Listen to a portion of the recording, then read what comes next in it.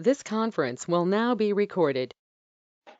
All right. So great. Thank you, Dominic, for being with us here this morning. And obviously, thank you for joining the board of directors of the Connecticut Greenback. We're excited. You bring lots of great experience and going to help us really think through our next generation of where we're heading, given your expertise and what you work on and what you're passionate on every day. So we put together some slides to give you an overview of the Connecticut Green Bank and kind of what we'll do. So I'll talk a bit about who we are, give us some policy context, what we do. I'll talk a little bit about some of the products and things that you'll hear about during board meetings. Of course, why we do all this. You're very much in tune with a lot of the whys. And then I'll wrap up with where are we this fiscal year in terms of our targets and how we're developing our timeline for our comprehensive plan. So let's jump right on in. And if you have a question, Dominic, just totally jump on in and we'll address them. So who are we? So we're a quasi-public organization of the state of Connecticut.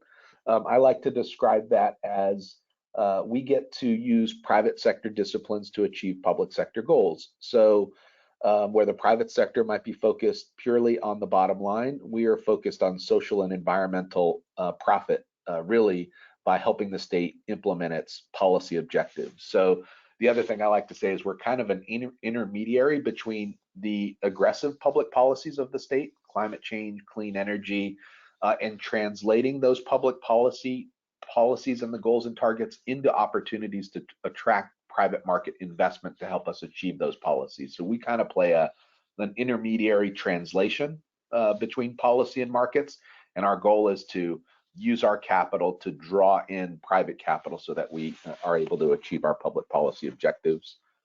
We focus on financing clean energy as a statutory definition, but you could think of it as renewable energy, energy efficiency, alternative fuel vehicles, and associated infrastructure. In Connecticut, we're big fans of fuel cells. It also includes financing environmental infrastructure, which is a new element of our scope.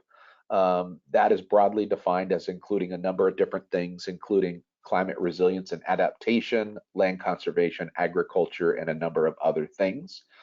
We're supported by a variety of public sources of revenues. The first is around clean energy. We're supported by a clean energy fund. It is a 1/10 of a penny per kilowatt hour surcharge that sits on all Eversource and United Illuminating ratepayer bills.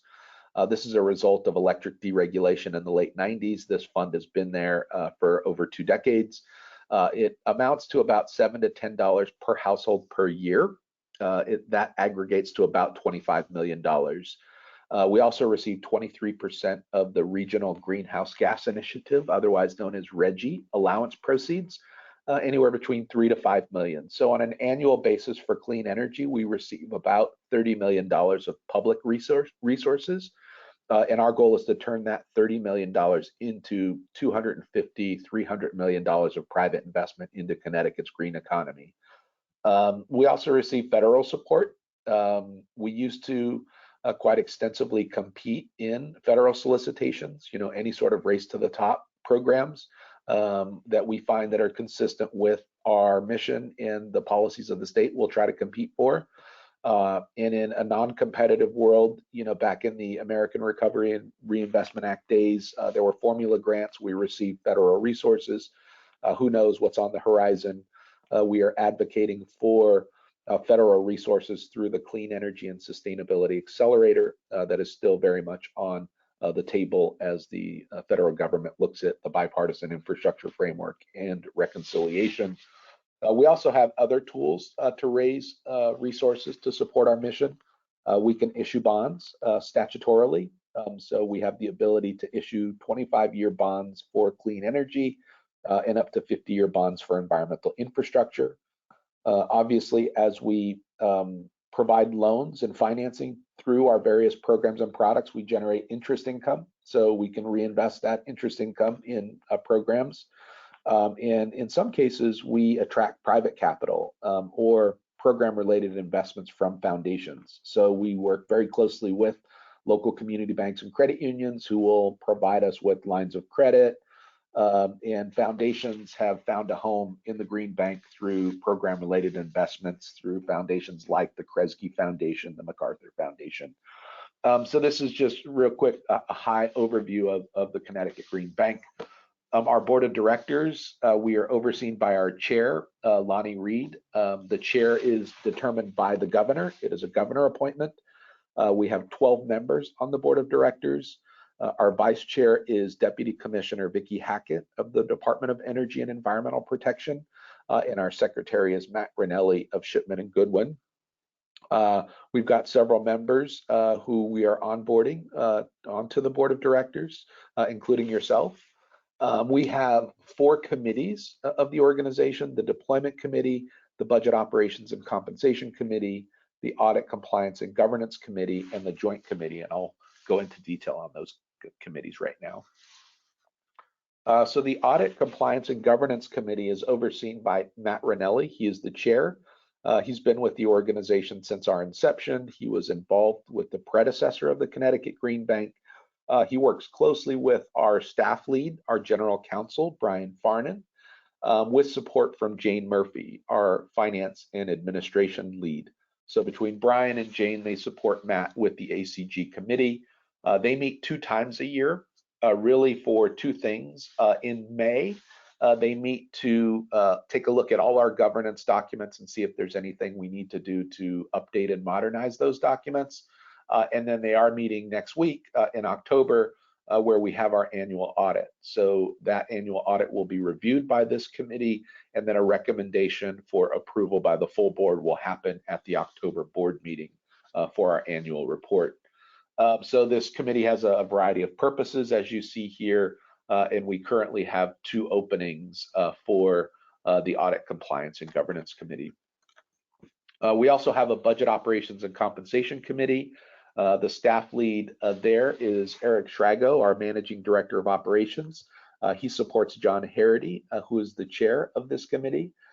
Just to note, all chairs of the committees are determined by appointment from the chair of the Green Bank. So Lonnie Reed determines each of the chairs of the respective committees, and John Harity is the chair of the Budget Operations and Compensation Committee. This committee meets 4 times a year, including in January. Our fiscal year runs from July through June. So they meet in January to take a look at our progress to targets and budget, and they recommend any revisions that we might see halfway through the fiscal year to the board. They also meet in the May and June timeframe, which is preparation for the subsequent fiscal year. You know, how did we do this fiscal year? What are we thinking about in terms of targets, budgets, and investments for the next fiscal year? They then make a recommendation to the board in June for consideration for the subsequent year plan of the organization. So a lot of responsibilities here of this committee. Actually, there are no current openings. We filled all those openings with these great people that we see here on this chart supporting John Harity. We have a deployment committee that is chaired by Vicki Hackett, the Deputy Commissioner of DEEP. I support Vicki with this committee with support from Bert Hunter, our Executive Vice President and Chief Investment Officer. This really is the deal committee, so you'd probably be particularly interested here. This is where transactions get discussed, debated, reviewed, and approved. They meet 4 times a year, including February, May, September, and November. They're usually in off months from board meetings so that we can continue to improve transactions over the course of a year, either through this committee or through the board. This committee has the ability to approve of transactions between $500,000 to $2.5 million. Anything above $2.5 million requires the approval of the board, and the board usually leans on a recommendation from the deployment committee. So a really important role here for this committee, and we currently have 3 open positions for the deployment committee. And then the joint committee, by statute, our colleagues at the utilities administer something called the Conservation and Load Management Fund. They are overseen by the Energy Efficiency Board.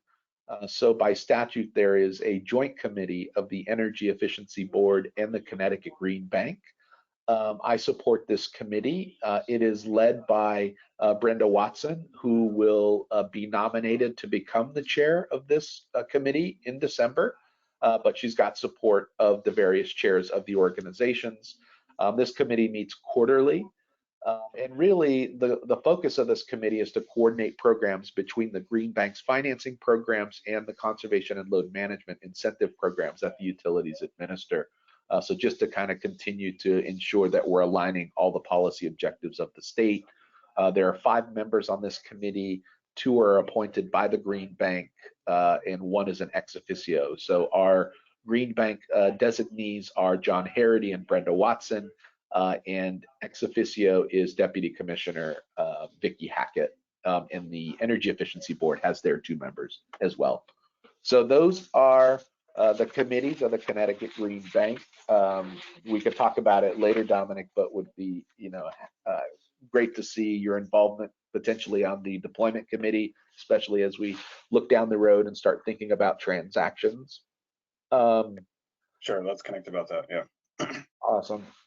There are a number of governance documents that we will provide to you. If you haven't gone through your Board Effect training with Cheryl yet, you will. She's awesome. She will be your support anytime you need anything. You can obviously reach out to me or her. She's right there for you to help with everything. But there are a number of governance documents that, over time you might want to take a look at. We'll try to at various board and committee meetings, speak to them at times just to continuously educate and make the board aware of the various things. One thing that we'll have to do once we get you sworn in at the next board meeting is have a follow-up on your financial interest, statement of financial interests, and a process there, which Brian Farnan can walk us through. Our mission, confront climate change. That's obviously big, lots of things going on there. You can think about mitigation. You can think about our new environmental infrastructure, adaptation and resiliency. So lots of things embedded in that. When we do that, we provide all of society a number of different outputs and outcomes that we're after. Jobs in our communities, the reduction of energy burden, improve public health, all the things that we think about when we enable more investment in the green economy. Our goals, we have 3 of them. The first one is really what people think about when they hear about green banks, is taking a limited amount of public resources and turning it into multiples of private investment into an economy. Essentially, sustainability, confronting climate change really is going to be about enabling more private investment, because government is not going to solve the problems without the support and investment by the private sector. The second is to strengthen Connecticut's communities, especially vulnerable communities. We do have a definition, a statutory definition around vulnerable communities that includes low to moderate income families, Community Reinvestment Act eligible communities, which are those that are less than 80% area median income, environmental justice communities, and other ways of defining it as determined by DEEP in cooperation with local stakeholders. So there is a statutory definition. We've established a target of no less than 40% of investments and benefits will inure to vulnerable communities by 2025. So very focused on making sure that the green economy works for everyone. And then lastly is, pursuing investment strategies that advance market transformation. You'll hear a lot in the coming months about our continuous development of our bonding capability and how we're utilizing that capability to not only generate revenues to support our programs and products, but also to help generate revenues from non-traditional investors beyond institutional investors to include more retail investors like everyday citizens. And then, of course, we want to ensure that we're pursuing a sustainable, financially sustainable organization. So those are our goals. And then overall, as a vision, we all have visions, whether they're attainable or not. I think they're aspirations. They help guide our values. But our vision statement is a planet protected by the love of humanity. definitely an equity embedded vision that we're not going to be able to confront climate change unless we first and foremost respect and love each other. Just our vision statement there, inspired by Maya Angelou's On the Pulse of Morning, Mayor Muriel Bowser from Washington, D.C., talking about inclusive prosperity within the context of their green bank. Mary Evelyn Tucker, who at the Yale School of the Environment, Dominic. So just a lot of things embedded there. And then just kind of wrapping up the first part here, just in terms of getting close here, in terms of who we are. Over our first decade, we've helped mobilize over $2.1 billion of investment into Connecticut's green economy. What comes with all that are all the social and environmental things that we're after. Jobs in our communities, tax revenues for the state of Connecticut, reducing energy costs on our families and businesses, while ensuring that we're enabling these technologies to be deployed for vulnerable communities because they benefit significantly when they can reduce their energy costs. And of course, as you deploy more clean energy, you reduce greenhouse gas emissions, you reduce local particulate matter and local air pollution, which creates public health benefits as well. So lots of really cool outputs coming from investments and deployment. At a high level, this is the organizational structure of the Green Bank. We have 3 programmatic areas. We have incentive programs where it might be that the Connecticut General Assembly and/or our regulators, like the Public Utilities Regulatory Authority, say, the Green Bank shall administer a program to achieve a deployment target of X by a certain date, and they do that. You will see that we are wrapping up one of our major programs, the RSIP, the Residential Solar Investment Program, which was a 350 megawatt residential solar PV program. We've implemented that over the last 9 years. Connecticut has the highest watts per capita deployment in the Northeast region in residential solar. We're also a solar adjusted state, so we've been able to really do well implementing the Green Bank tool to support these programs. I really define incentive programs as performance-based cost recovery. So as we deliver outputs and outcomes that the policies are after, we get compensated for doing that. As we look ahead, we're going to be co-administering a battery storage incentive program with the utilities. That is a 580 megawatt battery storage program by 2030. And as we hit our targets, we'll be able to recover our costs for the incentives, recover our administrative costs, financing costs to support those programs. Sergio Carrillo on our team leads the incentive programs. Our financing programs are, when you think of green banks, you think of loans, leases, all the sorts of things you do to provide capital to families and businesses to finance projects. We've got a number of different programs that you'll learn about over time. This program is really about trying to build a self-sustaining operation by having a weighted average interest of 4 to 5% at a 10-year average term. So when you think of all the different ways we lend out our money on a weighted average basis over an annual period, if we continue to follow this discipline of being somewhere between 4 to 5% return on a 10-year average maturity, then over time we will generate interest income that covers our operating expenses. We're pretty close to having that done. We're probably 2 years away from financing programs being self-sustaining. And then lastly, on the Green Bank side, given the recent changes in legislation, we have the ability to implement or support environmental infrastructure projects. We're currently in a process to develop a comprehensive plan that we hope to bring to the board in the May-June period of 2022. And obviously, as part of that will be where our revenues or investment dollars going to come from. Are we going to issue bonds? Are we going to be able to access federal funds? All of those things, hopefully by that moment in time, will be ironed out. And then lastly, we have co-created a nonprofit organization called Inclusive Prosperity Capital. We co-founded that with the Department of Energy and Environmental Protection and the Kresge Foundation. And that was really to do a couple of things. We moved several staff members from the Green Bank to IPC. It is an independent 501c3. They help replicate programs and lessons learned from Connecticut to outside Connecticut. They also administer specific programs for us here in the state of Connecticut. It helps us reduce our operating expenses by essentially subcontracting out some of these capabilities to the nonprofit. And I think this is my last slide on who we are before we get into how we do it.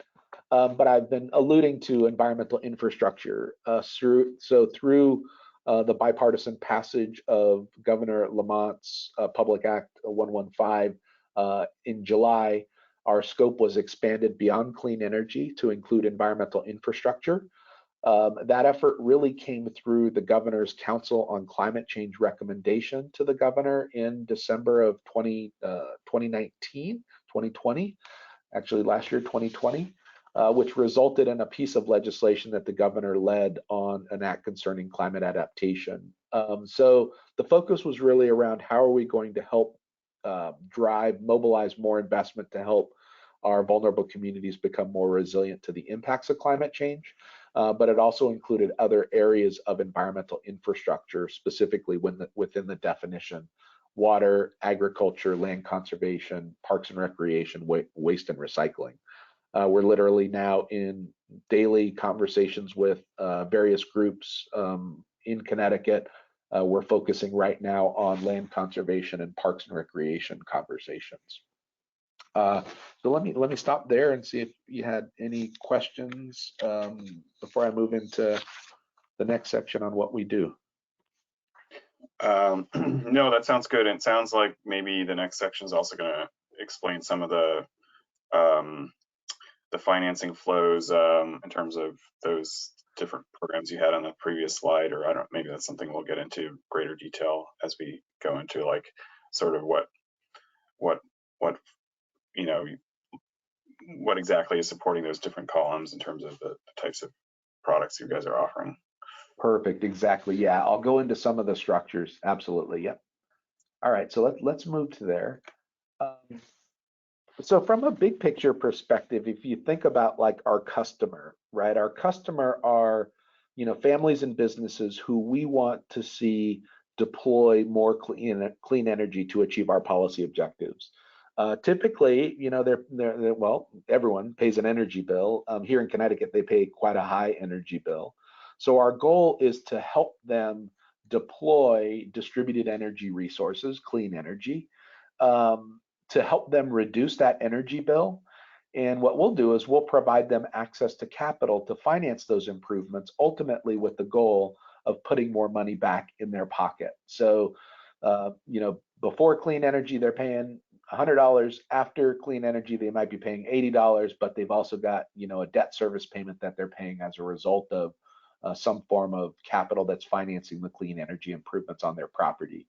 And of course, we know that as more and more people do this for economic reasons primarily, but we know they're also motivated by other reasons, we get things like a cleaner environment, a more reliable grid, and healthier communities. So all our products really focus in on trying to reduce energy costs for our participants or our customers.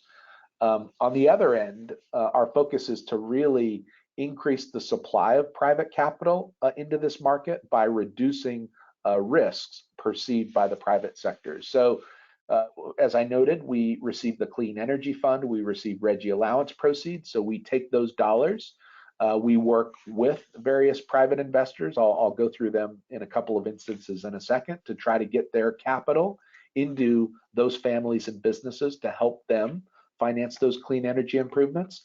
They get their return back, we get our money back, and as a result, you get all those benefits that we want to see happening within our society.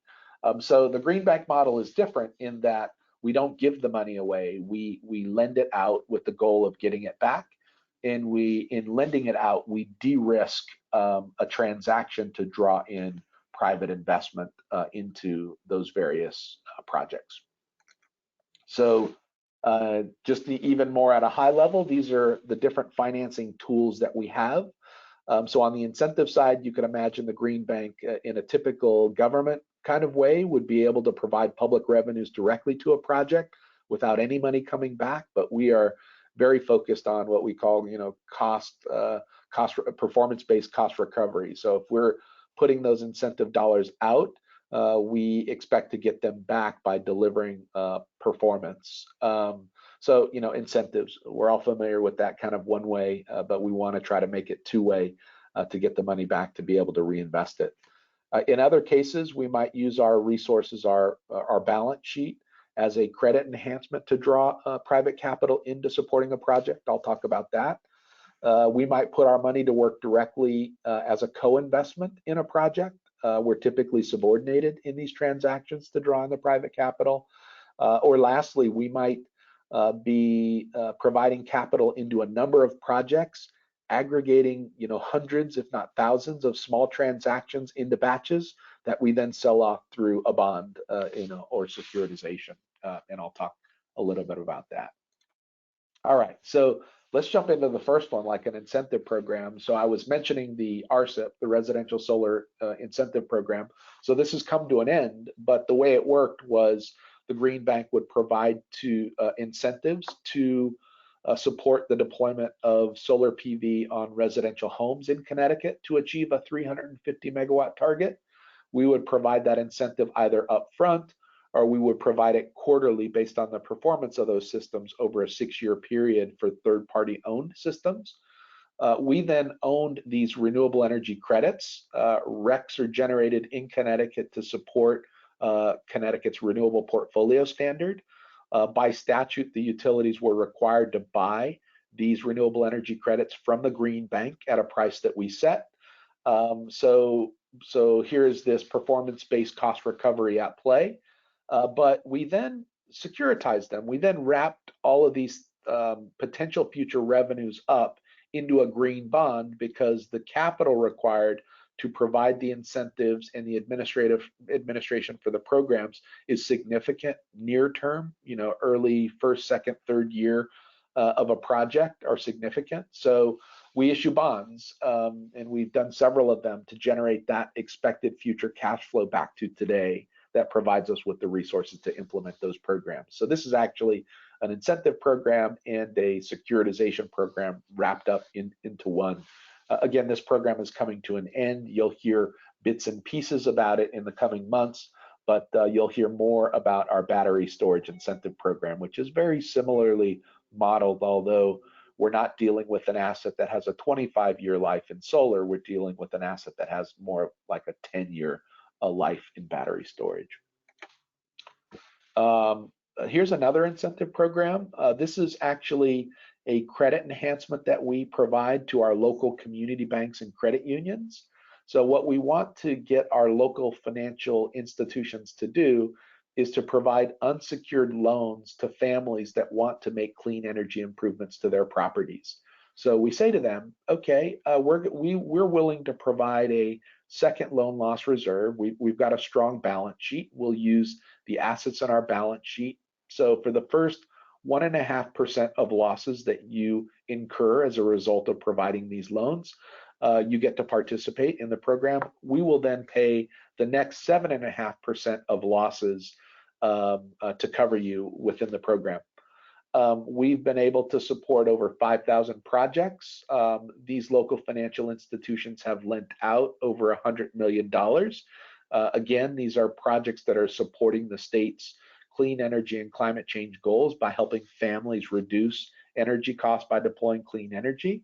And we've only had to pay less than $75,000 in losses. So this is a very high leverage tool of a credit enhancement that we use to encourage our local community banks and credit unions to lend into this market. In other instances, it might be that we see in the residential solar markets a lot, I was referring to the number before of Connecticut having the highest watts per capita of residential solar PV deployment in the Northeast. That's all well and good as long as you're ensuring that all segments of the market are being covered, including low-income families, moderate-income families. And we discovered in 2014 that we were completely leaving behind the low to moderate income segment of the market. So we ended up doing a number of different things, including issuing a request for proposals that allowed us to discover Posigen out of New Orleans, Louisiana. We brought this company up to Connecticut. We built investment around them through private investment from local investors. They established a beachhead in Bridgeport. They're now among the top 3 installers in the state. They employ about 100 people here in the state, and they focus exclusively on low to moderate income neighborhoods. And they use a lease to finance solar PV and energy efficiency. They have provided over 4,000 leases, nearly $120 million of investment. And on the right-hand side there, you can actually see, as a result of the solar PV deployed and the energy efficiency component of the product, that we can actually eliminate the energy affordability gap. So here in Connecticut, there's something called the energy burden. You'll hear about this in board meetings, which essentially means that if you are spending more than 6% of your household income on energy, then you have an energy burden. And our low to moderate income families can pay 10, 15, 20% of their household income on energy. When you compute that percent of household income, what's the dollar value of that?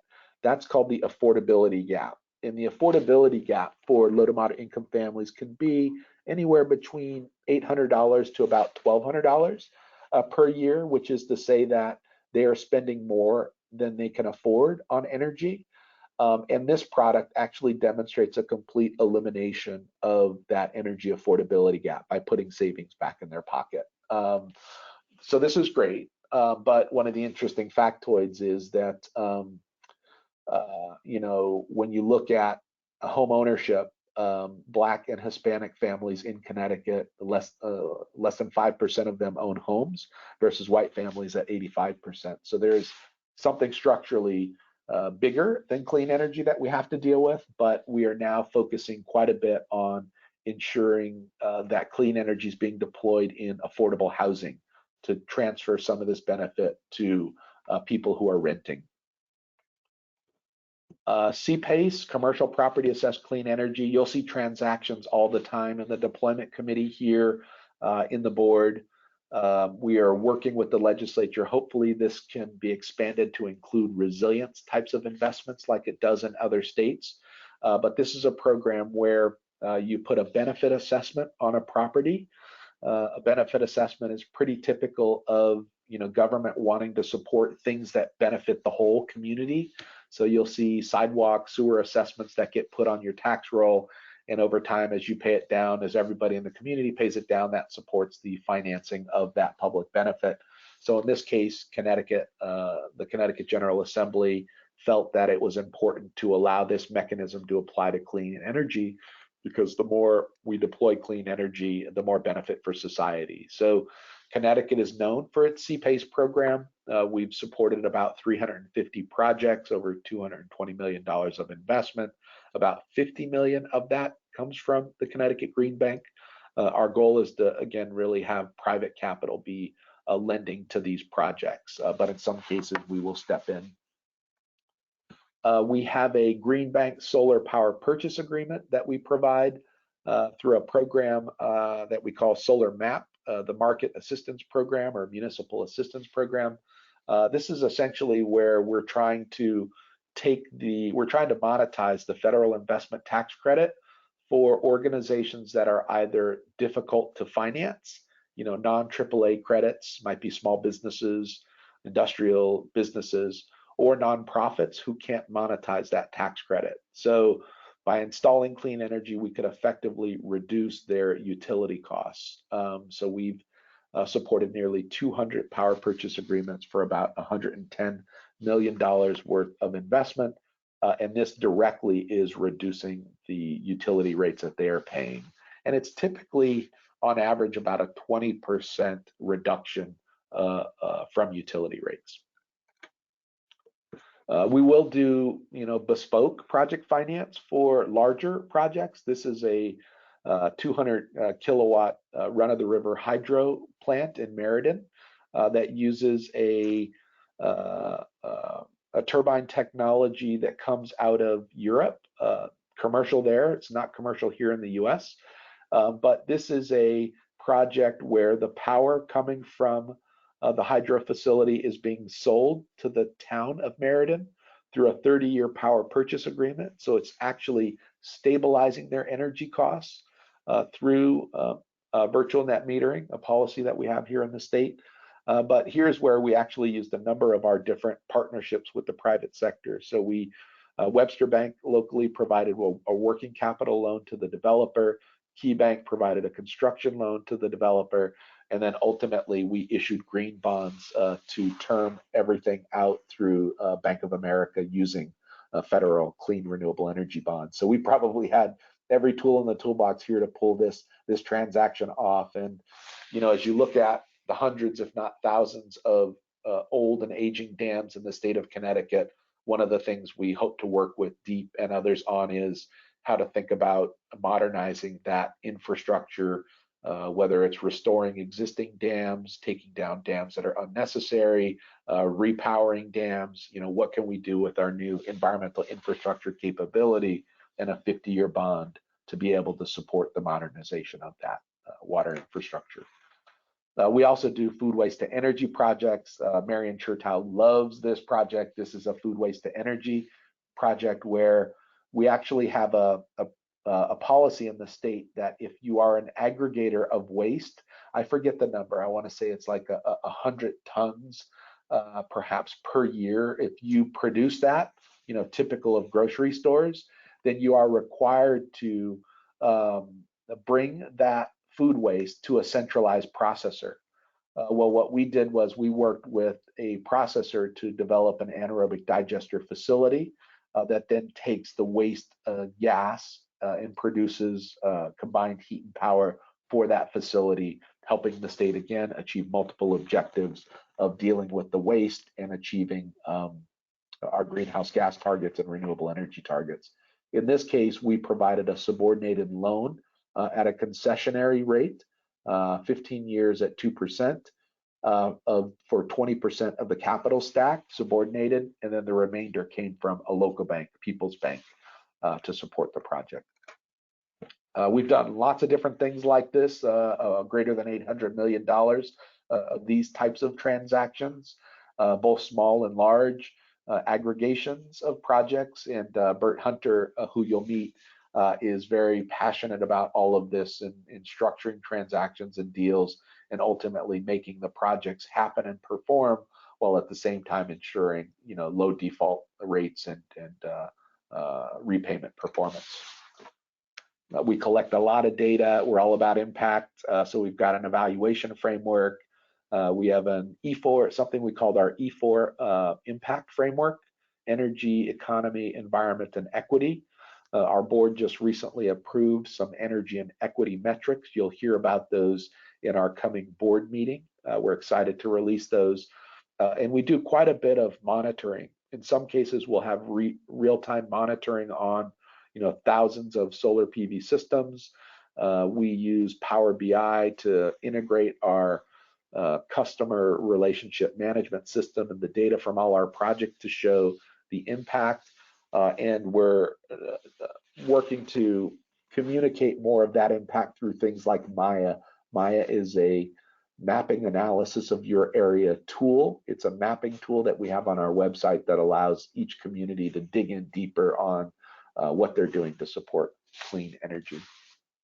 And all of this data works through the things that we have to file statutorily to appropriate committees of the Connecticut General Assembly, from our annual report, our annual comprehensive financial report, which you'll hear about this month, to various legislative reports, audits, and the like. So we like to be fully transparent on everything. It's just disclose it. Yeah, it's good. In some transactions, what you'll see though, when we put all our materials on our website from board meetings and committee meetings, you will see redacted information. For example, we won't share financial statements of financial underwrites that we're doing for specific transactions, as an example. All right, so those were some of the ways we do it. Excellent. Yeah, thanks for that summary. That's really helpful. Yeah, and just on that last point, I was looking through, you know, the materials from July, and actually looked at the recording of the board meeting too and stuff. So those are redactions even for the board as well, or is that just for the public, those redactions, or how does that work? That's great. So no, for the board will get full information. And then once we repost the documents on the website, we'll actually redact them. But if the general public plays the video of the board meeting, they'll see the materials. It's all on there. But all the board information gets redacted where appropriate. Got it. So there is stuff that's redacted even when the board is reviewing it. No, at the board level, nothing is redacted. Okay, great. Yeah, it's all provided. It's only after the meeting.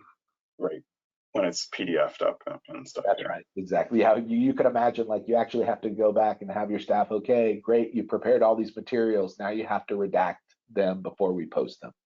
Yeah. So it's part of the process. Got it. Cool. And great, you listened to the July meeting where you would have gotten quite a bit of information, because I think in July we did a true up on how the programs went through the year. So you would have been introduced to all our staff teams who are responsible for the various programs. So that's great. You would have gotten a really good sense of what we're up to. Yeah, it's helpful to connect it back to what you just sort of presented as well. Like between those two things, I feel like I'm getting a good picture of the different programs and, you know, how they're all connected in finance. Awesome, that's great. Okay, so let's, why do we do it? I mean, you know all these reasons. I mean, you know, California, wildfires, hurricanes, Texas, Puerto Rico, you know, to our snow. I think this is the snow fest in October of 2012, I think, or 2011. To the flooding in Connecticut. I mean, we all know the reasons why, from a climate perspective, why we need to drive more investment in reducing greenhouse gas emissions through clean energy. You know, I'm sure you've looked at these levels of numbers all the time, Dominic, in terms of what level of investment is needed. There was a report that came out from the UN, I think it was in 2016, that essentially said we need, you know, to ensure $6 trillion of investment every year for the next 15 years in order to confront the worst effects of climate. You know, that's $90 trillion of capital, which, you know, if you look at the Paris Agreement and, you know, the three-legged stool of mitigation, adaptation, and the third being capital flows, you know, we all recognize that we need to use public resources very efficiently and effectively to mobilize private investment.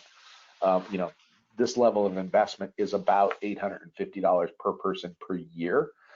We've been able to get to a tenth of that, and our predecessor was at a tenth of that. So we talk a lot about trying to get to another order of magnitude. So, you know, our predecessor, which focused predominantly on grants and incentives, did a little bit of equity to where we are today at $80 per person per year, but we know we have to be at that, you know, $850 per person per year. So, you know, digging into the tools like our bonding capability, we think will lift our public revenues more by having people support our programs and products, which will allow us to attract more private investment on top of it. So we're going to continue to use all the tools that we have. Of course, inclusive prosperity is important, ensuring that this economy is for everyone, especially the most vulnerable. Let's see. Uh-oh. Oh, sorry. I'm going to pull a video here. Let's go to the next slide. All right. We work really closely with communities here in Connecticut. We have 169 cities and towns. You know, our local volunteers, local elected officials, they're like the heart and soul of what really drives and enables action in our communities.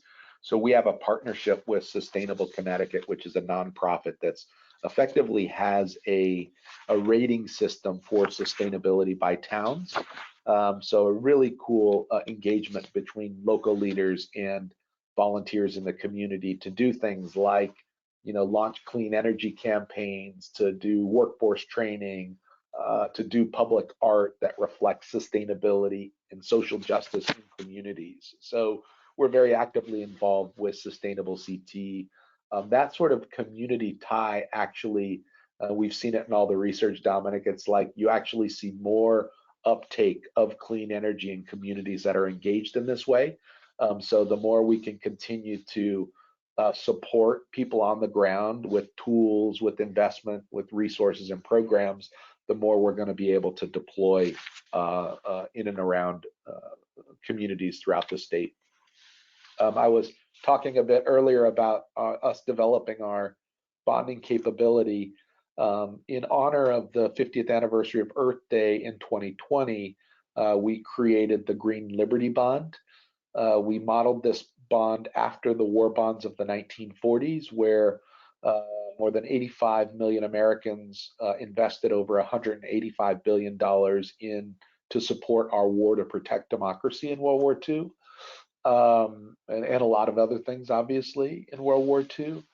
That amount of money today is near $3 trillion of value. So we really went back to try to figure out if we could learn the lessons and try to create something today. So we created the Green Liberty Bond that is effectively a subsegment of a green bond. If you do these three things, you can be a Green Liberty Bond. If you use the proceeds to combat climate change, effectively support the Paris Agreement, that's the first thing. The second is these bonds have to be retail accessible to everyday citizens, which is to say that the bond denomination value can't be more than $1,000. We are working towards a $100 investment through a crowdfunding platform called Raise Green. You'll hear more about that in the coming months ahead. So the lower you go down, the more citizens we're going to be able to involve to invest in projects within our communities. And then lastly, because we're trying to engage everyday citizens to invest in confronting climate, we believe that it's important to have independent certification and verification of those bonds as a form of consumer protection. So cool stuff that we're working on in building this engine out. Lots of important capabilities that this is unleashing. And then lastly, so this is kind of the fiscal year 2022. Again, our fiscal year is from July through June. These are our targets for our incentive programs and financing programs. They are a lot less than what they've been historically because, as I was noting, our residential solar investment program is coming to an end. So that program historically would look more like $200 million as opposed to $15 million in a given year. But we are now bringing on board a new program, a new battery storage incentive program. So where the RCIP was 350 megawatts over a 10-year period, the battery storage is about twice that at 580 megawatts over a 10-year period. And that program will begin January 1st of 2022. So you're seeing just a gradual onboarding of that program that we expect to happen this year. I think next year when we look at fiscal year 2023, this number is going to be a lot more as we start to develop the market and get things moving. And then, of course, our financing programs, all the ones that we talked through before, these are our targets for the year. So overall, we'll support about $100 million in investment through about 2,500 projects, 30 megawatts of deployment, while pursuing this target that I noted before of by 2025, ensuring that no less than 40% of our investment and benefits go to vulnerable communities. All the while, as we do that, we will be trying to create our third program area, which is developing our environmental infrastructure programs. So we are in as I was noting, a 9 to 12 month process of engaging stakeholders, assessing our bonding capacity. What do we have to do to account for resources? We're going to have a strategic retreat. all these sorts of things. And hopefully by May and June of next year, we will have a plan that we will submit for the board's consideration that will allow us to, in FY23, begin to formulate our targets for environmental infrastructure. That's it. Thanks. On that last slide, just a quick question. So that those total numbers that's the total invested with the entire capital stack, including whatever the Greenbank is putting in. Is that right? So 100 million total project investments. And then is there like a target ratio for like the leverage or the amount that like you would put in to achieve that sort of? So great question. I'll have to go back to see what portion of that 100 million is actually capital from us going into the transactions. If I had to guess, the leverage is going to be a lot lower when we look at what will transpire, but I'll take a look at that and get that number back to you. Great question. Great. Well, thanks. This has been really helpful, and it's great to see all the amazing programs that you guys have developed over the years, and the creative ways in which you're sort of bringing in capital and deploying capital. So awesome. Well, thank you. So October 22nd from 9 to 11 will be the board meeting. So if I could just kind of plant the seed, if you could think about committees, well, we could talk later about that. And then just to let you know, we are postponing that offsite strategic retreat. So I will send a note out this weekend. So it's going to be held in February, I think the 9th through the 10th, something like that. But so I'll send a note out. But all right, Dominic, thank you. Hey, you have a safe trip to California. Successful deal. all right, thanks, Brian. Hey, you have a good one. Take care. Bye. Bye-bye.